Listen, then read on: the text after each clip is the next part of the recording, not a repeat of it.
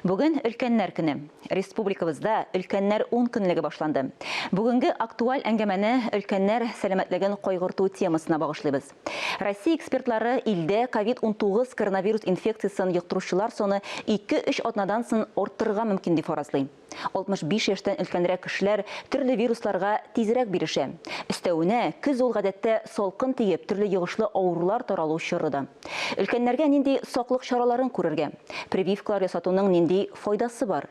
Шушы көн үзәк сорауларга ачыклык кертү өчен без Идел буе федераль округының баш фтизиатры, медицина фәннәре докторы Рауль Шамил улы Вәлиевка берничә сорау белән мөрәҗәгать иттек. Хәерле иртә, Рауль Шамилович. Быелгы сезонлы авыруларның үзенчәлекләре нәрсәдә? Кайсы авыруларның көчәюен фаразларга мөмкин? Дөрес әйтәсегез, бүгенге көндә инде сезон үзгәрешкән вакытта температура үзгәрә һәм төрле инфекциялар баш күтәрергә мөмкин. Бу чиракта инде менә быел безнең аерым ел дип әйтеп була. Элек без инде әйтәдек грипптан сакланыгыз һәм инде вирус төрле бүтән вируслардан сакланыгыз дип әйтәдек. Бүгенге көндә кызганычка каршы безнең инде коронавирус тәстелде.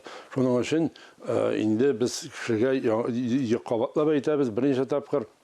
Бүгенге көндә сезнең грипп белән генә түгел, һәм коронавирус белән дә авырырга мөмкинчелеге артып бара. Бердән икенчедән ике инфекция белән бергә дә авыру булырга мөмкин. Шуның өчен инде безнең хөкүмәт шушыны аңлап, һәрбер кешегә тәкъдим итә гриппка каршы вакцинация узарга. 65 яшьне узган кешеләргә ниндирәк саклык чараларын күрергә тәкъдим итәсез? Инде менә бөтен дөнья оешмасы тик торгандагына өлкәннәр көнендә көтмәде. Ул нәрсә өчен? Инде һәрбер хөкүмәт башлыклары бөтен дөнья күләмендә шушы өлкәннәргә игътибар итүне сорый. Нәрсә өчен? Инде өлкәннәр арасында төрле хроник авырулар ешарак очрый. Кайберсендә үпкә авырулары, кайберсендә ашкадан авырулары булырга мөмкин, йөрәк авырулары. Алар һәрберсе инде иммунитетны киметергә мөмкин һәм шушы кешеләр арасында инфекция белән авыруның мөмкинчелеге артып бара. Аларда инде без әйтәбез дөрестән дә авыру ихтимал булырга мөмкин. Шуның өчен алар өчен инде аерым тәкъдим итәм шушы профилактик чараларны күрергә.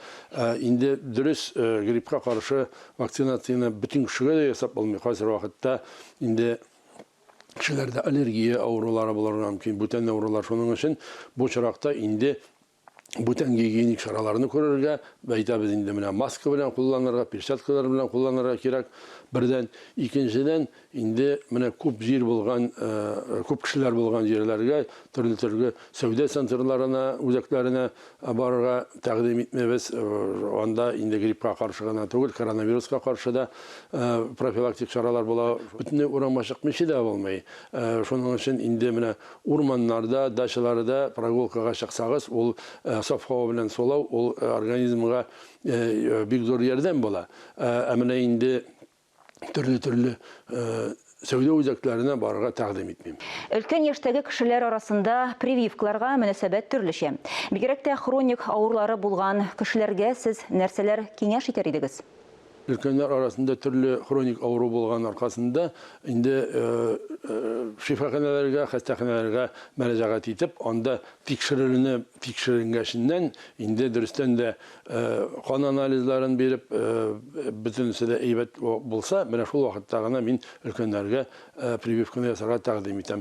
Метро янында инде прививкаларны яшьләр бернинди авырусыз булган таза кешеләргә генә узып була. Инде менә өлкән кешеләргә шифаханәгә хастаханәләргә мөрәҗәгать итәргә тәкъдим итәм. Әңгәмәгез өчен бик зур рәхмәт. Хөрмәтле телевизор караучылар, әлеге сәгатькә шундый яңалыклар иде. Мин Чулпан Әмири, бүгенгә сезнең белән сау булашам. Сау-сәламәт булыгыз.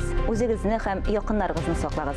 Иртәгә иртәнге 9 тулып 20 минутта очрашырбыз.